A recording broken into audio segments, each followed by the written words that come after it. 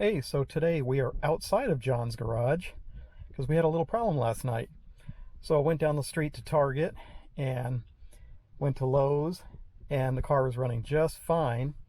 And then I went to start it up again and nothing. I'll show you what happened. So put the key in, put my foot on the brake, turn the key, all the dash lights come on.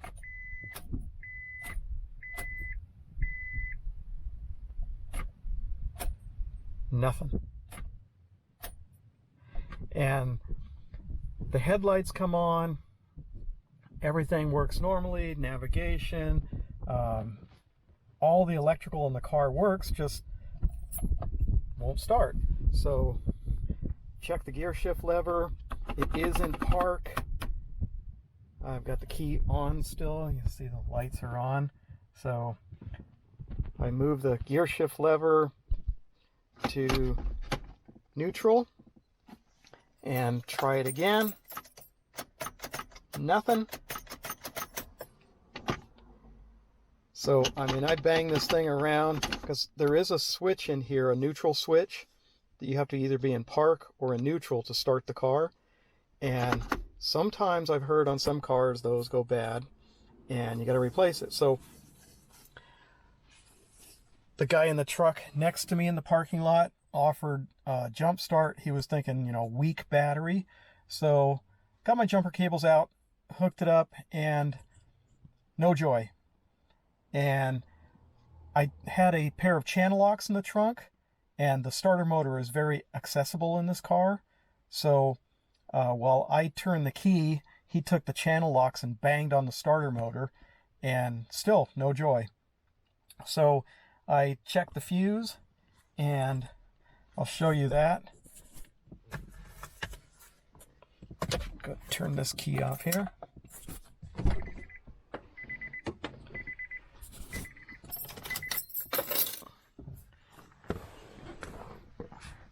So if you take off this side cover here, it just pulls off.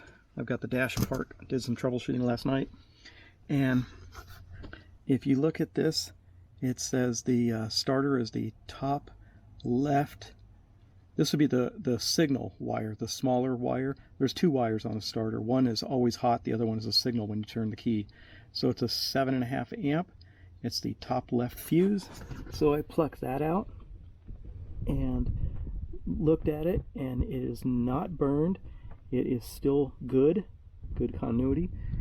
And I also tested the neutral interlock.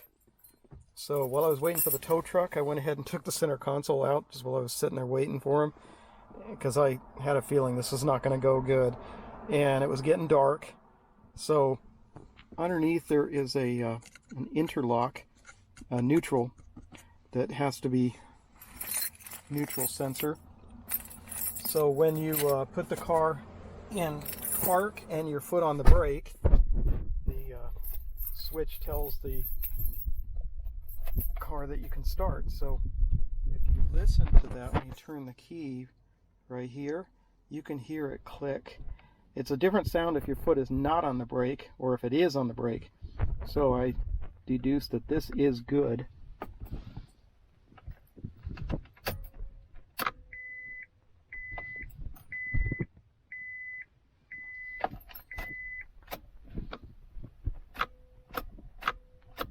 You can hear it clicking. If I take my foot off the brake, it does not click. So that tells me this is good. So after I got the car home, I checked some relays. Well, one relay underneath the dash. I'll show you that now.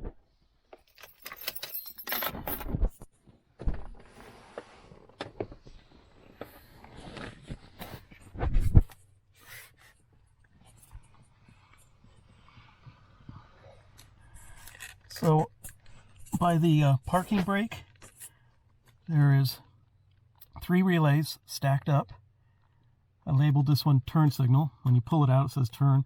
And if you pull it out, you can put your flashers on, your hazards, and you got no signals without that. So above it is two identical relays, and the top one is, I don't know if I got enough light for you there, is the starter cut relay.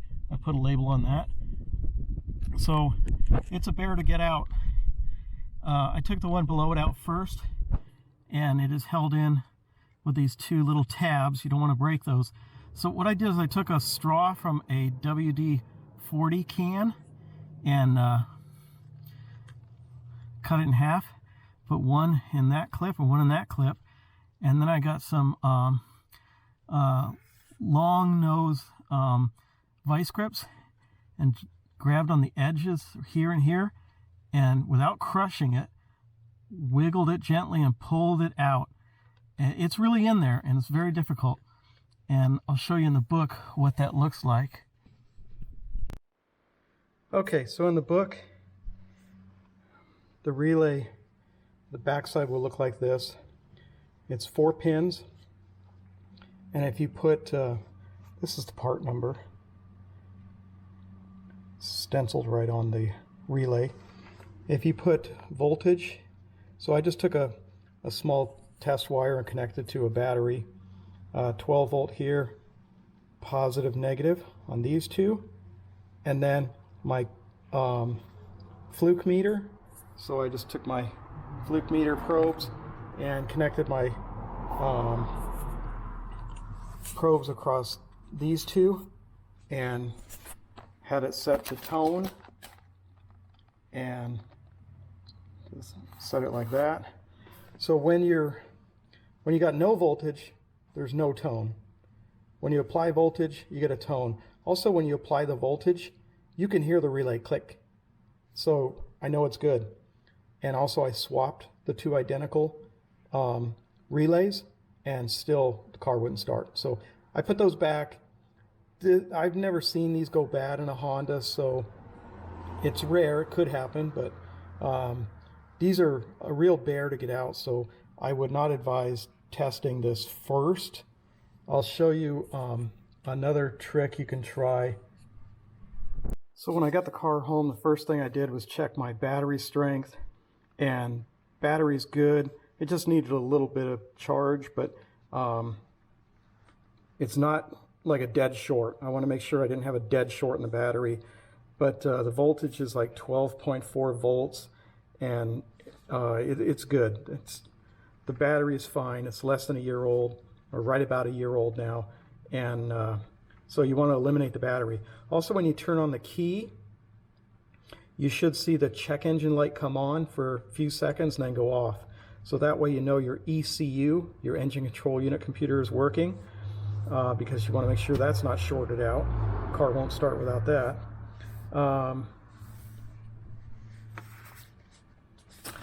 Could be the ignition key switch, but it's not in this case. It's in the steering column where you put the key in. The key is on the right side of the column, and then the switch, the ignition switch itself, would be on the back of that, on the left side of the column. So there's no problem with that. The starter cut relay, we just showed you that. That's good. The fuse is good. So the next thing is to directly test the starter. So I'll show you how to do that. So under the hood, I want to show you one more thing before we get to the starter.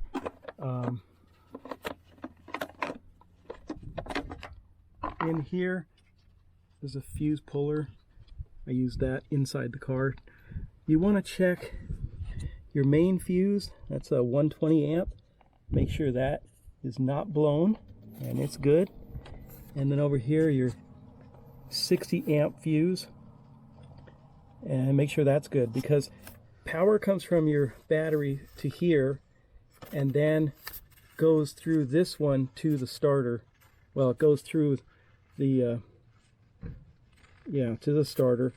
I check these screws that hold this down on both sides. I check those are tight, these are tight, everything's tight. Fuses are good, they're not blown. So here's the starter, and you can see we banged on it a bit with the channel locks, And the solenoid right here, you'll see this is power all the time. It's a big wire there, and it's bolted on with a nut. Right above it is a smaller wire with a push-on connector. So pull off the rubber cover and you'll see that push-on connector. So what I did is I took a fairly heavy wire, about a foot long, and I touched it on here, on this push-on connector, and then I touched it to the positive of my battery, and no joy, this starter didn't do nothing. So I think it's toast. So what I wanted to do is eliminate all possibilities before spending $170 on a new starter. But it is 21 years old with over 600,000 miles. It is original from the factory, never been replaced. So I think that's what we're going to have to do, is replace it. Let's get to it. Okay, so the first thing we're going to do is remove the battery. So I wrote down my radio station presets, and I know my navigation code, so, and my security code for the radio. So let's get this out. 10 millimeter. Okay, so take off the negative first. That way the battery's not energized if you accidentally touch something.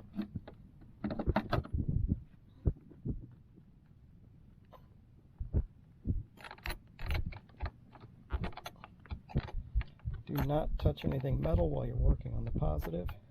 There we go. And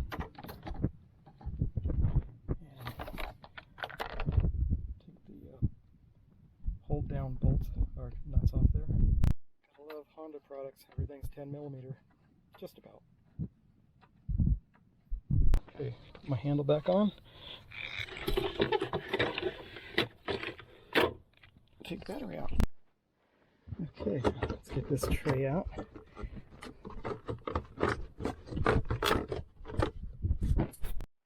Okay, so now we're going to take out 1, 2, 3, 4, 5, 6 bolts to get this tray out. They're 12 millimeter. Take off this little bolt that holds the 2 battery cables to the tray, and then lift this bottle off this holder here. We don't have to drain it, just lift it off of there. Okay, so now we got the tray out, and this is a California car, so there's not much rust. Looks like the previous owner probably had a liquid filled battery, so got a little tiny bit of rust from battery acid leak. Okay, to make my life easier, I think I'm going to take this dipstick bracket out of the way. It's pretty tight here, so I'm going to remove this little clip for holding this wire, and remove this clip, little push tab, pull that off. That's unclipped, that's unclipped. Got the bolt out, give it a nice firm tug, pull that dipstick tube out. O-ring's looking a little dry, but it wasn't leaking, surprising. Set this aside, and I'm going to put some tape over the hole so we don't get any dirt down in the dipstick hole, because that's our engine oil down in there. Over our hole so no dirt falls in there. Got some nice bright tape so we can remember to put our dipstick back in. So these boots are kind of crusty, so we'll put some fresh tape on those when we put it back together. Let's pull off this connector. There we go. This is the one we applied battery voltage to see if we can make this thing go, and it just wouldn't go.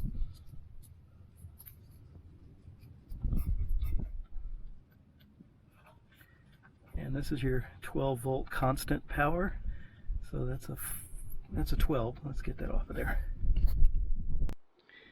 Okay, so we got our 17 millimeter socket on the top bolt and our 18-inch breaker bar. Okay, we got the top bolt loose, out about a 1/4 inch. I'm going to leave it there to hold this thing while I undo the bottom one. I gotta get this clip off.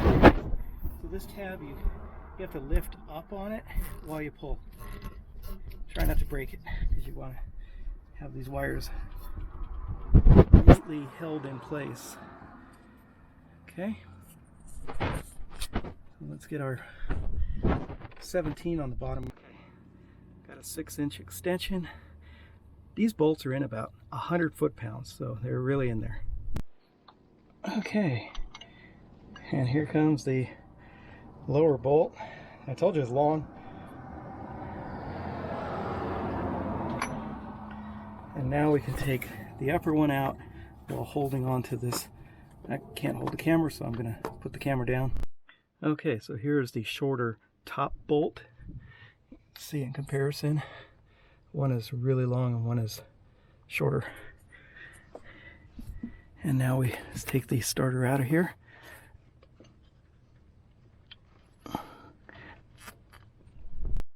So here's the starter. It does spin, it does pop out. Anyway, I think this bracket, I'm probably going to have to take this off and keep it because I don't think the new one's going to come with it. When you're at the store, you always want to compare and make sure everything matches. Wow, there's a lot of sand inside this thing. Whoa. Southern California sand. That's probably why it stopped running.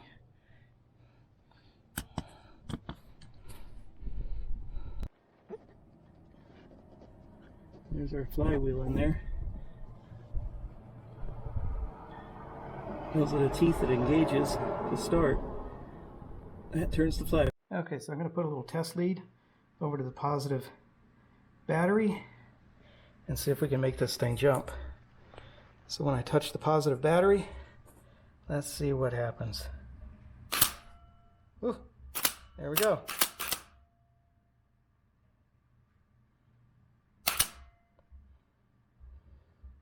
It's working now. Oh, I wonder if all that banging made it start. Oh, it is weak, weak, weak.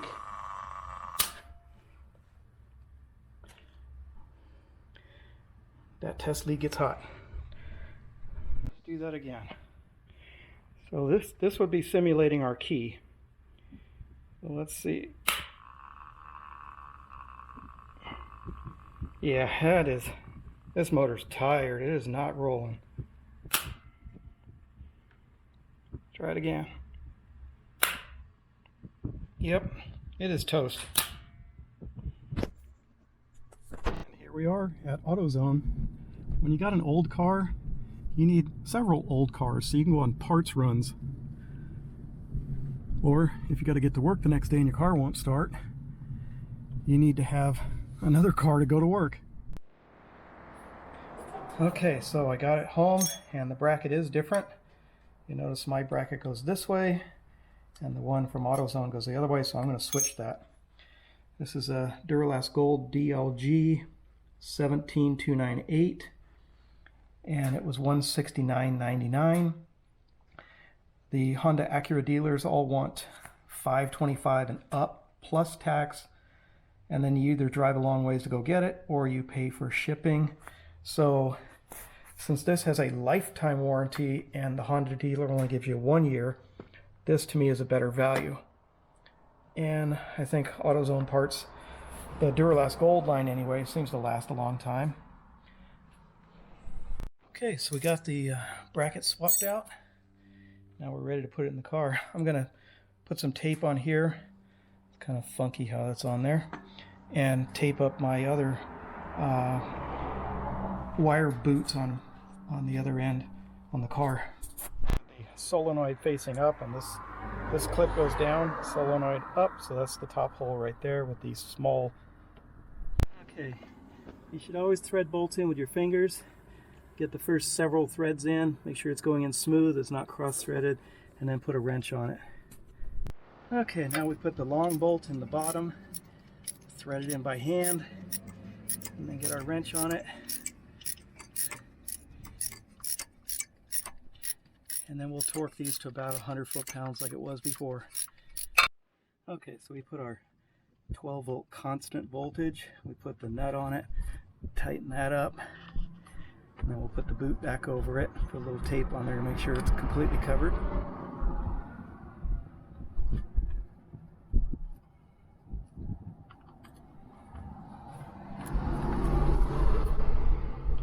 Okay, so we got our 12 volt constant voltage. The heavy wire here is bolted on with a nut, and we've got the push-on connector here for the starter for the key, and they're all taped up and they're on there good. That one's bolted, this one's just a push-on. Everything's covered here to hold that wire from wiggling around. Put this little cable holder back in. That snaps.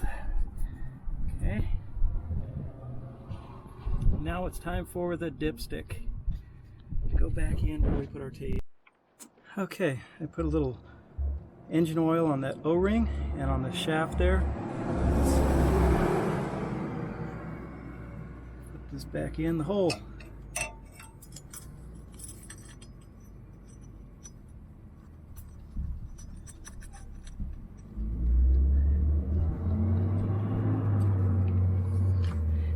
And get the nut back on there and tighten it down, 10 millimeter. Back in with the 6 bolts to hold it down, and then the one small one for this wire connector.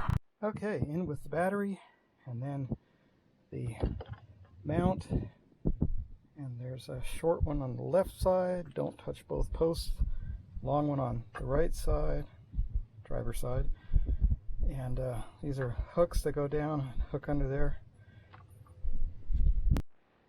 So it just hooks like that. A little hook. Both sides have the same thing. You just tighten it down. Do not split the top of the battery by over tightening. Now we put our battery cover back on. And I think we are ready to start it up. Here's our new starter motor. Let's do a startup now and see if the starter works. Ah, sounds beautiful.